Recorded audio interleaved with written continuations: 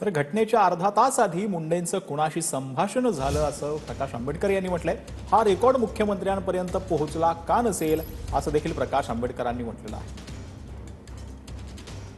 आता एक्झिक्युटिव्हचा हेड म्हटला तर मुख्यमंत्री हा एक्झिक्युटिव्हचा हेड आहे।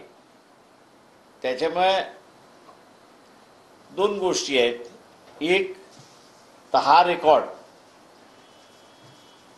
मुख्यमंत्र्यापर्यंत पोहोचला का, तर मुख्यमंत्र्यापुढे पोहोचला नसेल तर ज्या अधिकाऱ्यांनी पोहोचवला नाही त्याला निलंबित केलं पाहिजे ताबडतोब आणि त्याला डिसमिस केलं पाहिजे, कारण त्यांनी त्याची ड्युटी केलेली नाही। जोपर्यंत तुमच्याकडे एव्हिडन्स नाही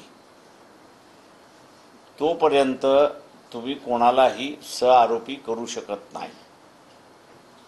मुंडे असे असताना म्हणतात आहेत की अमुक अमुक करा,